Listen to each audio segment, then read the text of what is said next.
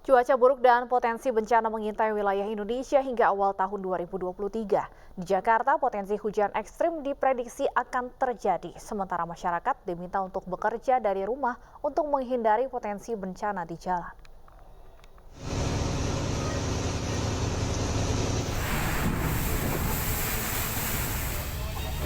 Cuaca buruk di tanah air diprediksi masih akan terjadi hingga awal tahun 2023. Badan Riset dan Inovasi Nasional menyebut ada potensi banjir besar yang akan melanda wilayah Jabodetabek. Potensi hujan ekstrim hingga badai ini diprediksi mulai terjadi sejak 28 Desember 2022 hingga awal Januari 2023 mendatang. Prediksi badai dan banjir besar ini berdasarkan analisa dari data satelit sistem peringatan dini yang dimiliki oleh BRIN. Akibatnya wilayah Jakarta, Banten, dan Bekasi akan menjadi sentral yang akan dilanda cuaca buruk. Malam hari ini, pada malam hari, kemudian besok dari pagi begitu ya, badai itu akan semakin meningkat begitu ya, dan kemungkinan besar akan masuk ke darat lebih jauh. Ini yang harus kita waspadai bersama karena masuk ke daratnya ini melalui pesisir dari barat dan dari selatan. Hujan ekstrem, angin kencang, dan gelombang tinggi yang mengintai membuat sejumlah pihak mengambil langkah antisipasi. Di Jakarta, masyarakat diimbau untuk bekerja dari rumah untuk meminimalisir dampak cuaca buruk bagi karyawan khususnya saat berada di jalan. Imbauan itu juga ditujukan untuk pengusaha agar menerapkan work from home bagi seluruh karyawan yang bekerja di DKI Jakarta. Ya, kalau WFA kan kita kemarin Pak Isnawaji sudah bagus tuh menyampaikan berita kondisi cuaca dari tanggal 23 sampai 27, nanti mungkin tanggal 30 sampai tanggal 2 itu parsial. Nanti kita himbau kalau tadi ada bencana puting beliung bisa melalui PPID menjelaskan, mengkondisikan masing-masing pihak karyawan swasta untuk bisa work from home, menghindari kemacetan, bencana, dan pemborosan lah kira-kira seperti itu. Ya, cukup masih. Setali tiga uang dengan PJ Gubernur, BMKG juga meminta masyarakat untuk waspada menghadapi ancaman cuaca buruk sepanjang akhir tahun 2022. Pasalnya, tidak hanya di Jakarta, BMKG menyebut peningkatan curah hujan terjadi di berbagai wilayah di seluruh Indonesia dan berpotensi mengakibatkan banjir serta longsor. Peningkatan potensi bencana ini akibat sejumlah fenomena alam yang terjadi bersamaan. Sehingga warga diimbau waspada terhadap potensi bencana banjir, banjir bandang, dan longsor. Terutama saat masa libur akhir tahun di mana banyak warga bepergian untuk berlibur. Bahkan saya lihat sendiri di lapangan itu kecepatan arus dapat mencapai 150 cm per detik. Ini sangat mengganggu dalam pelayaran. Dan juga mohon dilakukan penataan lingkungan, tidak membuang sampah sembarangan, juga tidak melakukan pemotongan lereng atau penebangan pohon yang tidak terkontrol, serta terus mengakses informasi cuaca dari BMKG. Ancaman cuaca buruk Indonesia juga mendapat perhatian dari Presiden Joko Widodo. Presiden mengimbau masyarakat untuk selalu mengikuti informasi cuaca dari BMKG. Kita yang berkaitan dengan laut harus terus diperkuat. Ya, dan Boleh nggak Pak soal mitigasi cuaca ekstrim meteorologi Pak? Ikuti semua informasi dan ikuti semua yang disampaikan oleh BMKG. BMKG mengungkapkan ada 14 provinsi yang ditetapkan siaga menghadapi potensi cuaca ekstrim, yaitu DKI Jakarta, Jawa Barat, Jawa Tengah, Jawa Timur, Yogyakarta, Banten, dan Bali. Sementara di wilayah tengah dan timur Indonesia, Provinsi Nusa Tenggara Barat, Nusa Tenggara Timur, Sulawesi Selatan, Maluku, dan Papua juga diimbau siaga menghadapi ancaman cuaca buruk. Dari Jakarta, Tim Liputan iNews melaporkan. BMKG meminta masyarakat ekstra waspada menghadapi ancaman cuaca buruk sepanjang akhir tahun 2022. Untuk mengetahui situasi terkini di sekitar Bundaran HI, kami telah terhubung dengan Ayu Pratiwi. Ayu, bagaimana pantauan cuaca di Jakarta, khususnya di Jakarta Pusat ya, tempat Anda melaporkan saat ini? Ya baik, selamat sore Stefani dan juga pemirsa. Meskipun dari peneliti klimatologi BRIN dan juga BMKG menyebutkan akan terjadi badai dan juga hujan dengan intensitas sedang di wilayah DKI Jakarta dan sekitarnya pada hari ini 28 Desember 2022. Di tempat kami melaporkan saat ini, kami tidak melihat adanya tanda-tanda terjadi badai dan meskipun tadi memang sempat diguyur dengan hujan, namun saat ini sudah reda dan langit ibu kota sudah kembali cerah. Kami juga tidak melihat adanya gumpalan awan cumulus atau gumpalan awan kecil yang berwarna putih yang nantinya merupakan cikal bakal terjadinya gumpalan awan berwarna hitam, yaitu cumulus nimbus yang nantinya bisa mengakibatkan adanya petir dan juga hujan. Dan sementara untuk udara sendiri di sini, Fani dan juga pemirsa, di sini kami tidak merasakan adanya penurunan suhu yang ekstrim dan kami juga tidak merasakan adanya angin kencang di sekitaran Bundaran HI ini.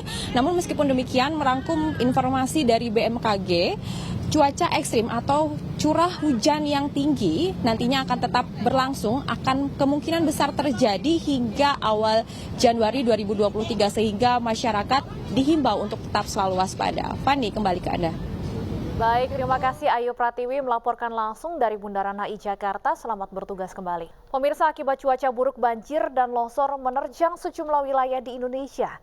Sementara nelayan di pesisir pantai utara Jawa Tengah tidak bisa melaut dan harus memutar cara untuk bertahan hidup.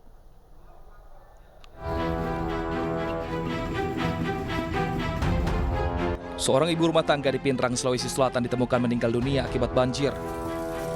Korban terseret arus saat melintasi jembatan di tengah banjir. Ratusan warga terpaksa mengungsi akibat banjir yang mengepung sejumlah kecamatan di Kota Makassar, Sulawesi Selatan. Namun tak sedikit pula warga yang memilih bertahan di rumah mereka meski masih terendam banjir setinggi lebih dari 30 cm. Selain banjir, cuaca buruk juga mengakibatkan bencana longsor di Kabupaten Maros, Sulawesi Selatan. 6 orang dikabarkan hilang dan hingga kini masih dalam pencarian. Hujan deras yang terus turun di lokasi kian menyulitkan pencarian korban. 300 wisatawan terjebak dan tidak bisa pulang di destinasi wisata Karimun Jawa, Jepara, Jawa Tengah. Tidak ada kapal yang berlayar karena ketinggian gelombang laut mencapai 4 hingga 6 meter. Memang kita sudah dapat dari teman-teman Biro Perjalanan di Karimun Jawa bahwa kapal tidak ada yang merapat di Karimun Jawa itu. Jumat, Sabtu, Minggu kami menanti-nanti, tapi ternyata tidak ada juga, padahal sebenarnya ada jadwalnya. Setelah terjebak selama 5 hari, ratusan wisatawan ini akhirnya dievakuasi menggunakan kapal Pelni KM Kelimutu Selasa malam. Para wisatawan ini selanjutnya diturunkan di Pelabuhan Tanjung Mas, Semarang. Sementara itu, nelayan di kawasan pesisir pantai utara Jawa Tengah juga tidak bisa melaut. Mereka harus memutar cara agar bisa bertahan hidup di masa paceklik. Tim Liputan iNews melaporkan. Seperti apa mitigasi dan penanganan dampak cuaca buruk? Untuk membahasnya sudah bergabung bersama kami Deputi Bidang Meteorologi Gus Suwanto, PLT Kapus Datin BNPB Abdul Muhari, dan nanti juga akan bergabung bersama kami Kepala Pelaksana BPBD DKI Jakarta Isnawa Aji. Selamat sore Bapak-Bapak. Selamat Selamat sore, Mbak. Baik, saya ingin ke Pak Gus Suwanto terlebih dahulu. Pak, ini adanya perbedaan informasi ya Pak dari BMKG dan BRIN ini membuat masyarakat kebingungan. Jadi update terkininya Pak, hingga sore hari ini prediksi cuaca untuk hari ini seperti apa, khususnya di Jabodetabek? Baik, Stefani. Jadi kami sampaikan terlebih dahulu, BMKG dengan kekuatan Undang-Undang Nomor 31 Tahun 2009 adalah salah satu satu-satunya badan yang berhak menyampaikan informasi cuaca ke publik ya. Itu yang perlu digarisbawahi. Yang kedua, BMKG tidak pernah menyatakan tanggal 28 itu terjadi badai dahsyat. Yang bisa disampaikan oleh BMKG berdasarkan perakiraannya bahwa tanggal 28 Desember potensi hujan dengan intensitas sedang hingga lebat itu terjadi. Yang pertama, konsentrasi hujan dengan intensitas sedang itu berada di Jakarta, Tangerang, Bekasi, dan sebagian Depok. Sedangkan potensi hujan lebat itu terdapat di Jakarta Selatan, Jakarta Timur, dan Jakarta Pusat. Kira-kira seperti itu, Stefani. Baik, jadi Jakarta ini salah satu memang wilayah yang berpotensi terjadi hujan, namun tidak badai ya Pak ya, bukan badai ya? jadi tidak badai. Itu yang perlu digarisbawahi, karena kalau kita bicara tentang badai itu di dalam terminologi meteorologi selalu terkait dengan siklon tropis atau badai siklon tropis, di mana dia akan memiliki area yang lebih luas, 10 hingga sampai 100 km, sedangkan kecepatannya itu juga harus terpenuhi, kecepatan anginnya harus sampai misalkan 63 km per jam. Di samping itu juga harus didahului adanya low pressure area, terus ada pembentukannya dulu bibit siklon tropis, baru menuju badai siklon tropis, seperti itu. Baik, saya coba ke Pak Isnawa Aji, Kepala Pelaksana BPBD DKI, sudah bergabung Pak Isnawa? Iya Mbak, Baik. apa kabar? Baik Pak Is, Jakarta, Jabodetabek ya secara general ini salah satu yang disebutkan BMKG tadi memiliki potensi hujan cukup tinggi sampai akhir tahun nanti. Seperti apa antisipasi dari BPBD? Ya, tentunya kita berdasarkan rilis ya dari BMKG, kita terus melakukan antisipasi dan mitigasi kebencanaan.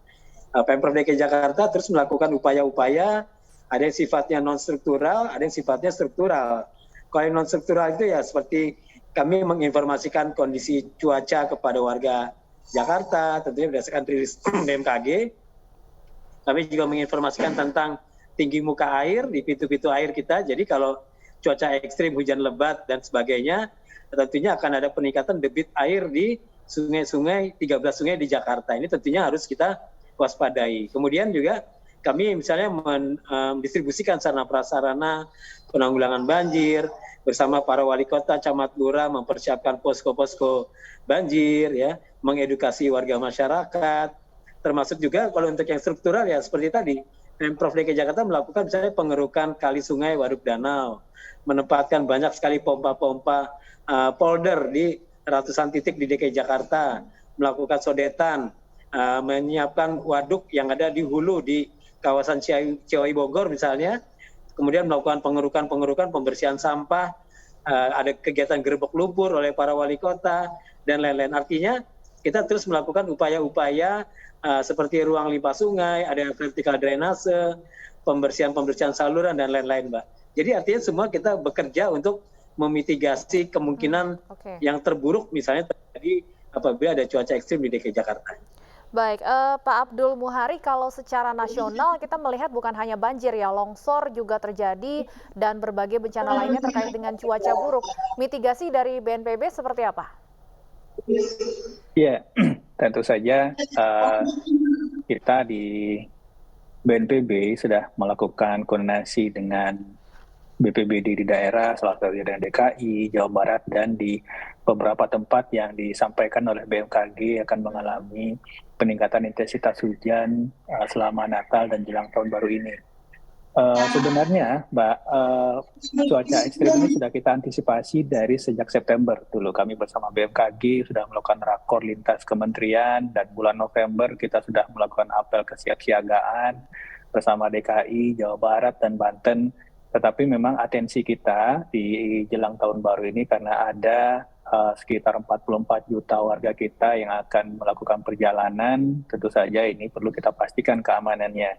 Untuk itu juga kita dengan Kementerian Perhubungan sudah melakukan koordinasi supaya jika nantinya diperlukan, apakah itu penundaan perjalanan, delay pesawat, cancel, dan lain-lain, ini memang semata-mata dilakukan untuk menjamin keselamatan warga yang melakukan perjalanan. Demikian, Mbak.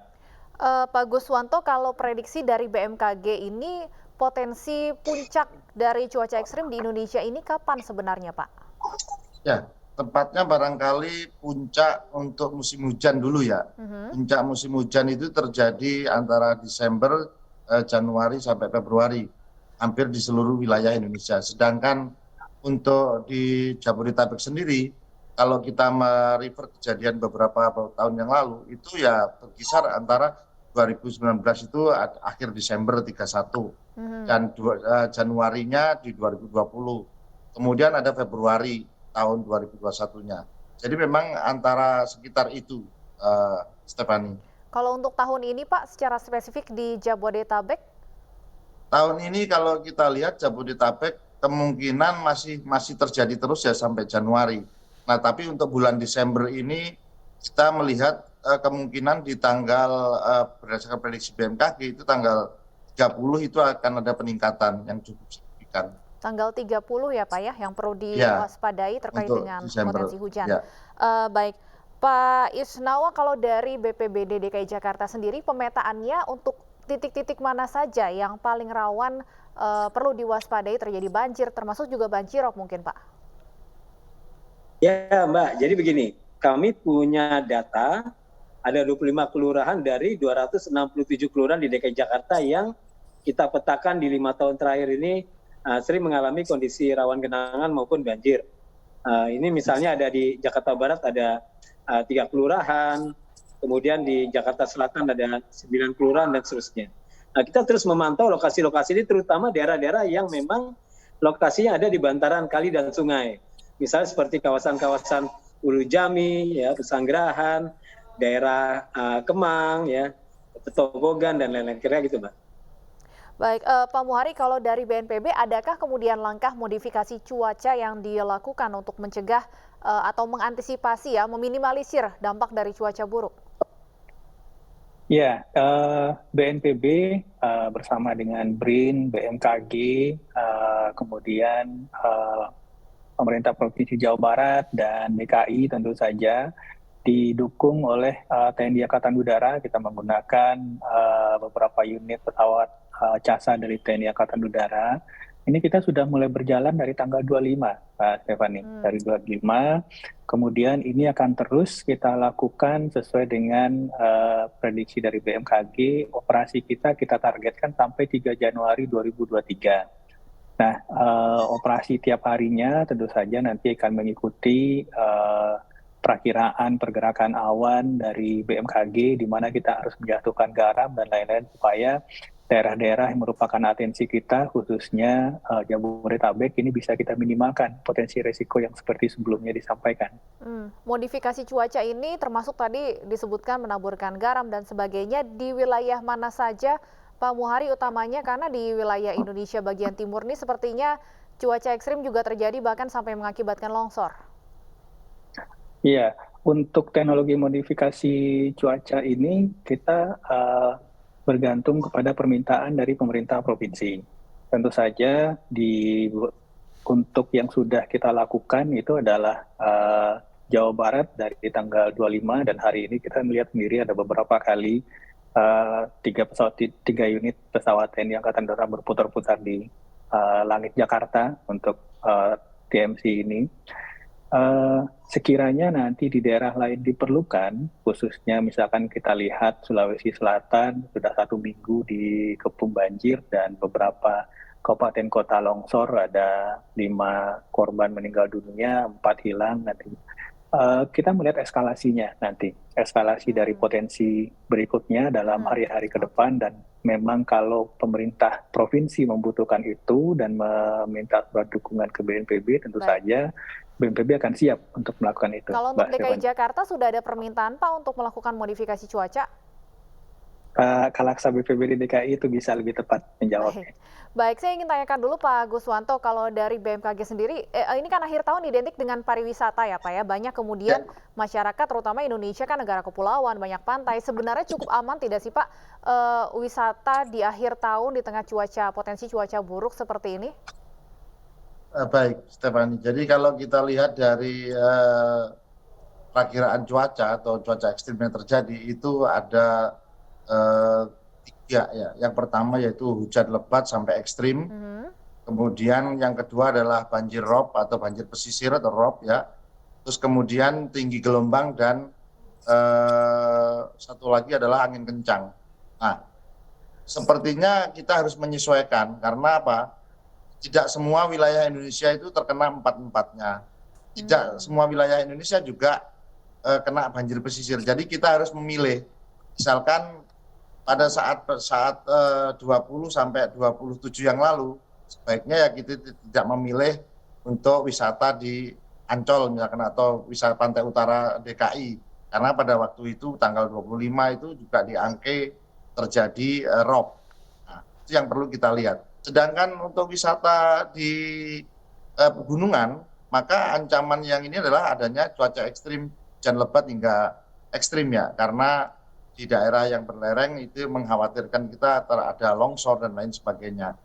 Jadi BMKG juga memberikan informasi tentang cuaca di daerah-daerah wisata. Sebaiknya masyarakat dapat mengupdate atau melihat kembali tujuan wisata disesuaikan dengan kondisi cuaca yang ada. Seperti Karimun Jawa, kemarin tanggal 20 kita beritahukan ternyata ada yang wisata ke sana dan tidak bisa kembali selama 5 hari. Terpaksa harus stay di Karimun Jawa karena tinggi gelombang 2,5 sampai 4 meter. Kira-kira itu penjelasannya, Stefan. Baik, Pak Isnawa, kalau untuk daerah Jakarta sendiri, kemarin sempat disebutkan juga oleh PJ Gubernur imbauan untuk WFH ya. Dari BPBD ada tambahan, mungkin memang perlukah dilakukan WFH selama potensi cuaca buruk masih mengintai DKI Jakarta? Iya, jadi Pak PJ Gub juga menyampaikan pada saat beliau baru dilantik sebagai PJ Gub ya, kepada jajaran Pemprov, mulai dari lurah sampai para wali kota, kepala dinas, dan lain-lain. Artinya, kita bahasanya mengenali resikonya dan mengurangi bahayanya.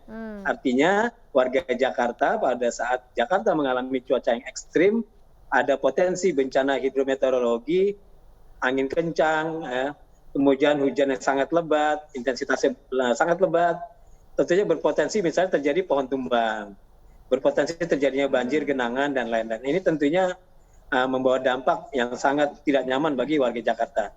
Jadi ajakannya, himbauannya adalah untuk WFH, untuk tidak beraktivitas di luar. Demikian, Mbak. Meminimalisir adanya dampak cuaca buruk ya, Pak ya. Baik, tentunya semua masyarakat diharapkan tetap waspada dan berhati-hati. Terima kasih Pak Isnawa, Pak Abdul Muhari, dan juga Pak Guswanto sudah bergabung bersama kami di iNews Sore.